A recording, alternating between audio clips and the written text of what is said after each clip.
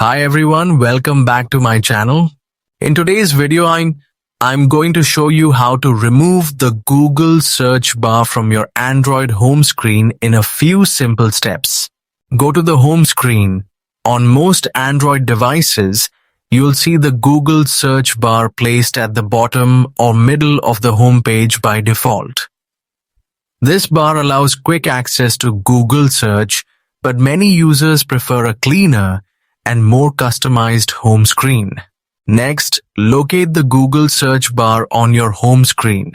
Once you find it, tap and hold on the Google search bar symbol for a few seconds. After holding it, you will notice some options appearing on the screen, such as remove or a trash bin icon.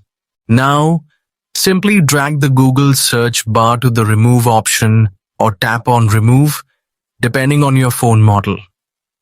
Once you do this, the Google search bar will be removed from your Android home screen instantly.